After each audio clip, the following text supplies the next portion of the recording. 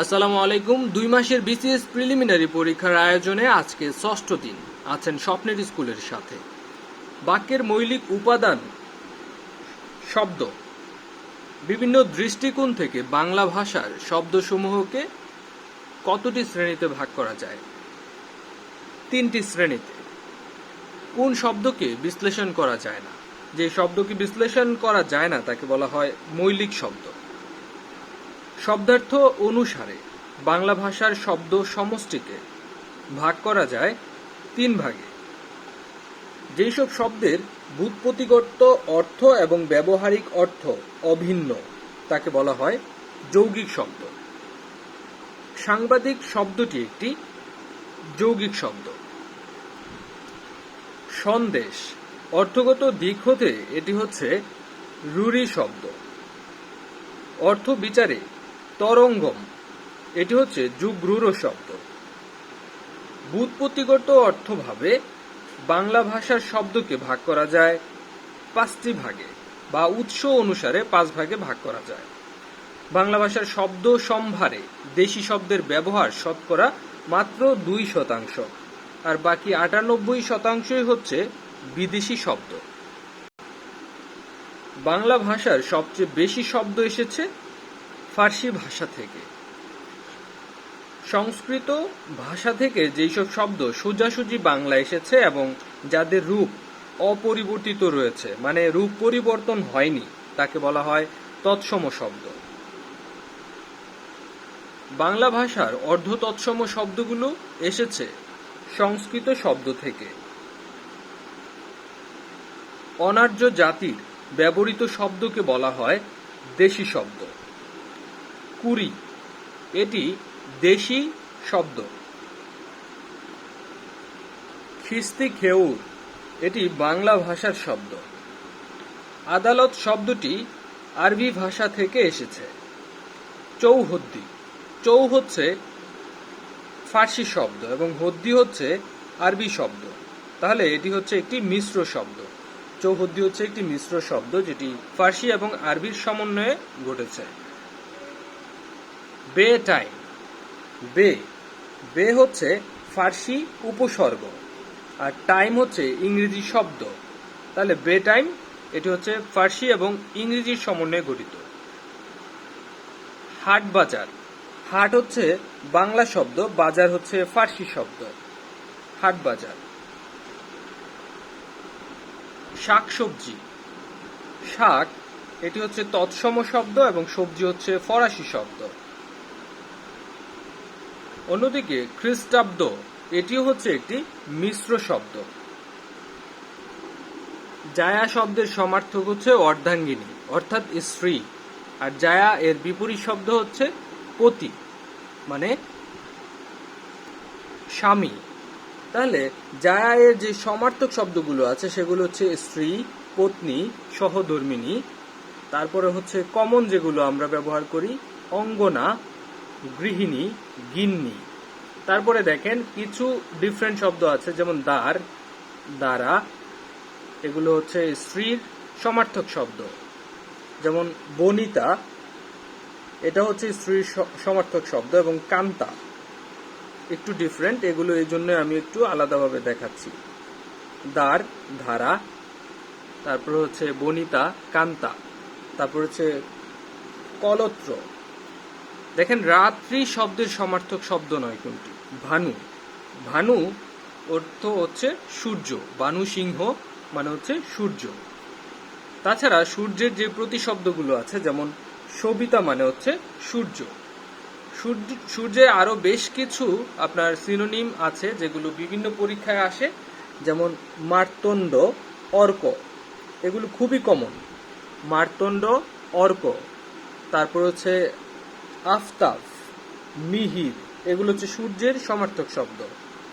তারপরে দেখেন তপন, আদিত্য, সবিতা, সবিতা, এগুলো হচ্ছে সূর্যের সমার্থক শব্দ।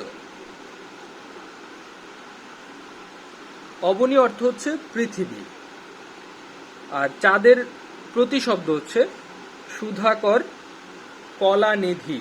কলানিধি হচ্ছে চাঁদের সমার্থক শব্দ। নদী এর সমার্থক শব্দ হচ্ছে শরীর। শিষ্টাচার এর সমার্থক শব্দ হচ্ছে সদাচার। আভরণ এই শব্দের অর্থ হচ্ছে অলংকার। শশাঙ্ক অর্থ চাঁদ। পাবক, পাবক শব্দের প্রতিশব্দ হচ্ছে আগুন বা অগ্নি। নিচের কোনটি কন্যার সমার্থক নয়? সহদরা। সমুদ্র এর সমার্থক শব্দ নয় অদ্রি। অদ্রি মানে হচ্ছে পর্বত। অভিনিবেশ, অভিনিবেশ এই শব্দটির অর্থ হচ্ছে মনোযোগ। পানির সমার্থক শব্দ হচ্ছে জল। তাছাড়া এর যে কমন শব্দগুলো বিভিন্ন পরীক্ষায় আসে সেটি হচ্ছে বাড়ি, তারপরে হচ্ছে অম্বু, উদক, নীর। এগুলো হচ্ছে একদমই কমন, যেগুলো সমার্থক শব্দ হিসেবে বিভিন্ন কম্পিটিটিভ এক্সামগুলোতে আসে। কো-অপটেড এর পরিভাষা হচ্ছে সহযোজিত। লিজ এর বাংলা পরিভাষা হচ্ছে ইজারা। ব্যারেন শব্দের অর্থ হচ্ছে ঊষর। ব্যারেন ল্যান্ড মানে ঊষর ভূমি। সিজফায়ার, সিজফায়ার এর প্রতিশব্দ হচ্ছে অস্ত্র সংবরণ। দ্য উইন্ডো প্যানস স্টিমড আপ এর অর্থ হচ্ছে জানালার কাজ ঝাপসা হয়ে গেল। ট্রান্সলিটারেশন এর অর্থ হচ্ছে প্রতিবর্ণীকরণ। প্র্যাগম্যাটিক শব্দের অর্থ হচ্ছে বাস্তবধর্মী।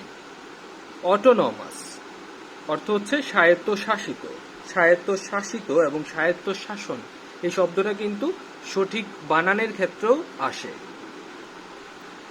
এডিশন মানে হচ্ছে সংস্করণ। সিভিল সোসাইটি অর্থ হচ্ছে সুশীল সমাজ।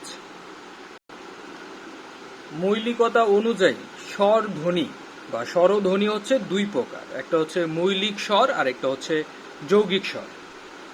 মৌলিক স্বর অর্থ হচ্ছে যেই স্বরধ্বনিকে আর বিশ্লেষণ করা যায় না, সেটি হচ্ছে মৌলিক স্বরধ্বনি। এর সংখ্যা হচ্ছে মোট 7টি। যেমন অ, আ, রসই, রসউ, এ, এ, তারপর হচ্ছে ও। একই সঙ্গে উচ্চারিত দুটি মিলিত স্বরধ্বনিকে যৌগিক স্বর বলা হয়। বাংলা ভাষায় যৌগিক স্বর বা স্বরধ্বনি হচ্ছে 25টি, কিন্তু মনে রাখবেন যৌগিক স্বরজ্ঞাপক বর্ণ সংখ্যা হচ্ছে 2টি, সেটি হচ্ছে ওই এবং ও। কিন্তু যৌগিক স্বরধ্বনি হচ্ছে 25টি, স্বরধ্বনি 25টি আর স্বরজ্ঞাপক বর্ণ হচ্ছে 2টি। অভিধানে ক্ষীয় বর্ণ কোথায় থাকে? আমরা জানি ক প্লাস হচ্ছে মূর্ধন্য ষ মিলে হচ্ছে ক্ষীয় বর্ণটি হয়, তাহলে ক বর্ণের সঙ্গেই অভিধানে এটি থাকে। অনেক সময় অভিধানের মাঝে বর্ণের অনুক্রম কোনটি সঠিক এরকম প্রশ্নও আসে। যেমন বাংলা একাডেমির অভিধান অনুযায়ী নিচের কোন বর্ণ অনুক্রমটি সঠিক? এটা হচ্ছে গাওয়া, গাং, গা এবং গাং। বাংলা লিপির গঠন কার্য কোন আমলে শুরু হয়? বাংলা লিপির গঠন কার্য শুরু হয় সেন আমলে। বাংলা ভাষায় বর্ণের সংখ্যা হচ্ছে 50টি, 11টি প্লাস 39টি। প, ফ, ব, ভ, ম এই ধ্বনিগুলো হচ্ছে ওষ্ঠধ্বনি। ক্ষীয় এই যুক্তাক্ষরটি হচ্ছে ক প্লাস মূর্ধন্য ষ এর সমন্বয়ে হচ্ছে ক্ষীয়। ক থেকে ম পর্যন্ত 25টি ব্যঞ্জন ধ্বনিকে একত্রে বলা হয় স্পর্শধ্বনি। বাংলা বর্ণমালায় পরাশ্রয়ী বর্ণ মোট হচ্ছে 3টি, যেগুলো অন্য বর্ণের সাথে আশ্রয় নিয়ে তাদের অর্থ প্রকাশ করতে হয়। বাংলা ভাষায় পূর্ণমাত্রার বর্ণের সংখ্যা হচ্ছে 32টি, অর্ধমাত্রা হচ্ছে 8টি এবং মাত্রাহীন হচ্ছে 10টি। তাহলে পূর্ণমাত্রা হচ্ছে আপনার 32টি, অর্ধমাত্রা 8টি এবং মাত্রাহীন হচ্ছে 10টি। জ্যোতি বা বিরাম চিহ্ন থেকে যে প্রশ্নগুলো আসে, যেমন কমা বলতে বিরতির প্রয়োজন হয়, এক বলতে যে সময় লাগে, কমা বলতে ঠিক ওই সময়টা বিরতি দিতে হয়। মানে কমার পরে এক বলতে যে সময় লাগে অতটুকু পর্যন্ত আপনার বিরতি দিতে হবে। তাছাড়া দাড়ি বা পূর্ণচ্ছেদ, প্রশ্নসূচক, আশ্চর্যবোধক, ড্যাশ, কোলন ড্যাশ, এগুলোর ক্ষেত্রে কোলন ড্যাশ এবং কোলন এগুলো হচ্ছে 1 সেকেন্ড সময় বিরতি দিতে হয়। তাদের মধ্যে একটু ডিফারেন্ট হচ্ছে সেমিকোলন। সেমিকোলনের ক্ষেত্রেই শুধুমাত্র এক বলার দ্বিগুণ সময় বিরতি দিতে হয়। সেমিকোলনের সময় এক বলার দ্বিগুণ সময় বিরতি দিতে হয়। বিরতি দিতে হয় না বা থামার প্রয়োজন নেই বন্ধনীর ক্ষেত্রে। তাছাড়া হাইফেন, লোপ চিহ্ন, ইলেক চিহ্ন, চিহ্নগুলো দেখাচ্ছি। যেমন দেখেন হাইফেন, লোপ চিহ্ন, ধাতু চিহ্ন, পরবর্তী রূপসূচক চিহ্ন মানে উৎপত্তি বোঝাতে পূর্ববর্তী রূপসূচক চিহ্ন, দুই দাড়ি, এগুলোর ক্ষেত্রে থামার প্রয়োজন হয় না। তাহলে সেমিকোলনের ক্ষেত্রে এক বলার দ্বিগুণ সময়, কমার ক্ষেত্রে এক বলতে যে সময় লাগে, এবং দাড়ি, প্রশ্নসূচক, আশ্চর্যবোধক, ড্যাশ, কোলন ড্যাশ, কোলন এগুলোর ক্ষেত্রে 1 সেকেন্ড, এবং উদ্ধৃতি চিহ্নর ক্ষেত্রেও কিন্তু 1 সেকেন্ড থামতে হয়। এখন চলুন দেখে আসি কিছু সন্ধি যেগুলো বিভিন্ন পরীক্ষায় বারবার আসে। ক্ষুন্নিবৃত্তি, ক্ষুদ যোগ নিবৃত্তি, ক্ষুন্নিবৃত্তি। ক্ষুদ পিপাসা, এর সন্ধি বিচ্ছেদ হচ্ছে ক্ষুদ যোগ পিপাসা। শব্দটি বিসর্গযুক্ত ই ধ্বনি সন্ধির ফলে মূর্ধন্য ষ হয়েছে, সেটি হচ্ছে পরিষ্কার। সন্ধির প্রধান উদ্দেশ্য হচ্ছে ধ্বনিগত মাধুর্য সৃষ্টি করা। রত্নাকর, এর সন্ধি বিচ্ছেদ হচ্ছে রত্ন যোগ আকর। পাগলামি, পাগল যোগ আমি। জৈনক, জন যোগ এক। দৈনিক, দিন যোগ এক, দৈনিক। ষষ্ঠ, শশ যোগ থ, ষষ্ঠ। দুর্যোগ, দু যোগ যোগ, একটু খেয়াল রাখবেন। সংসার, সম যোগ সার, সংসার। গবেষণ, গো যোগ এষণা, গবেষণা। রান্না, রাধ যোগ না, রান্না। যদ্যপি, যদি যোগ অপি, যদ্যপি। চতুষ্পদ, চতু যোগ পদ, চতুষ্পদ। রবীন্দ্র, রবি যোগ ইন্দ্র। ক্ষুধার্ত, ক্ষুধা যোগ ঋত, ক্ষুধার্ত। বাগাড়ম্বর, বাক যোগ আড়ম্বর। উল্লাস, উত যোগ লাস। দন্তস্ব কিন্তু একটু খেয়াল রাখবেন। দুলনা, দুল যোগ না, নিচে হসন্ত আছে সেটাও দেখবেন। অলংকার, অলম যোগ কার, অলংকার। মনোযোগ, বিসর্গ আছে দেখবেন, মনোযোগ যোগ, মনোযোগ। বিভক্তিযুক্ত শব্দকে পদ বলে। পদ প্রধানত দুই প্রকার, নামপদ এবং ক্রিয়াপদ। তাছাড়া দেখেন বাক্যে ক্রিয়াপদ ভিন্ন সব পদই, যেমন হচ্ছে বিশেষ্য, বিশেষণ, সর্বনাম, অব্যয়, এগুলো হচ্ছে নামপদ। বিশেষ্য পদ, বাক্যে ক্রিয়াপদ ভিন্ন সব পদই হচ্ছে নামপদ। আচ্ছা, এখন জাতিবাচক বিশেষ্য, বিশেষ্যর ক্ষেত্রে কিছু ক্যাটাগরি আছে বিশেষ্যের, সেটা হচ্ছে জাতিবাচক বিশেষ্যের ক্ষেত্রে দেখেন কোনটি জাতিবাচক বিশেষ্য বোঝায়। যেমন মানুষ, গরু, পাখি, পর্বত, নদী, এগুলো হচ্ছে জাতিবাচক বিশেষ্য বোঝায়। বস্তুবাচক হচ্ছে খাতা, কলম, থালা, বাটি। সমষ্টিবাচক, যেগুলো হচ্ছে আপনার কোনো দলকে বোঝানো হয় বা ঝাঁক এরকম বোঝানো হয়, যেমন সভা, জনতা, সমিতি, মিছিল। ভাববাচক বিশেষ্য হচ্ছে ভোজন, শয়ন, দর্শন।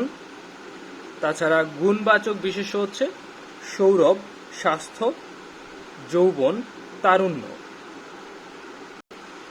চলুন আমরা দেখে আসি যে উদাহরণ দেখে আসলে বুঝতে পারি কিনা সেটি পুংলিঙ্গ। বাবা, ভাই, চাচা এগুলো হচ্ছে পুলিঙ্গ, যে শব্দ দ্বারা পুরুষ জাতি বোঝানো হয়। মা, বোন, খালা এগুলো হচ্ছে স্ত্রীলিঙ্গ, যে শব্দ দ্বারা স্ত্রী জাতি বোঝানো হয়। শিশু, কবি, পাখি। শিশু বললে সেটা ছেলেও হতে পারে মেয়েও হতে পারে, মানে ছেলে শিশু অথবা মেয়ে শিশু, তাহলে বোঝা যাচ্ছে এটা হচ্ছে উভয় লিঙ্গ। তাহলে শিশু, কবি, পাখি এগুলো হচ্ছে উভয় লিঙ্গ। কাগজ, ফুল এগুলো হচ্ছে ক্লীবলিঙ্গ। আচ্ছা, তাহলে কিছু শব্দ আছে যেগুলো হচ্ছে নিত্য, মানে সবসময় হচ্ছে পুরুষবাচক শব্দ হয়ে থাকে। যেমন কবিরাজ, ঢাকি, কৃতধার, অকৃতধার, যোদ্ধা। তাছাড়াও রাষ্ট্রপতি, কেরানি এগুলো হচ্ছে নিত্য পুরুষবাচক শব্দ। আবার কিছু কিছু শব্দ আছে যেগুলো সবসময় স্ত্রীবাচক শব্দ। যেমন সতীন, সপত্নী, সৎমা, বিধবা, সধবা, কুলটা এগুলো হচ্ছে নিত্য স্ত্রীবাচক শব্দ। তাহলে এরকম প্রশ্ন আসলে তো আমরা অবশ্যই ইজিলি পেরে যাব যে কোনটা কি বাচক শব্দ। যেমন কোনটি নিত্য স্ত্রীবাচক শব্দ? সতীন। ছেলের স্ত্রীবাচক শব্দ কোনটি? মেয়ে। লিঙ্গার্তর হয় না এমন শব্দ হচ্ছে কবিরাজ। উভয় লিঙ্গ হচ্ছে সন্তান অথবা শিশু। লিঙ্গার্তর হয় না এমন শব্দ কোনটি? আমরা পড়েছি কবিরাজ, কেরানি, রাষ্ট্রপতি, কৃতদার, যোদ্ধা, ঢাকি এগুলো। 2 মাসের আয়োজনের 6 নম্বর দিনের আজকের ভিডিওটি কেমন লেগেছে অবশ্যই কমেন্টসে জানাবেন। আর কোনো ধরনের কনফিউশন থাকলে অবশ্যই আমাদেরকে প্রশ্ন করবেন, আমরা প্রথম কমেন্টসে সেটার ক্লারিফিকেশন দেওয়ার চেষ্টা করব। আগামীকাল আমরা 7ম দিনের ভিডিও আপলোড করব, ততক্ষণ পর্যন্ত সাথেই থাকুন। আসসালামু আলাইকুম।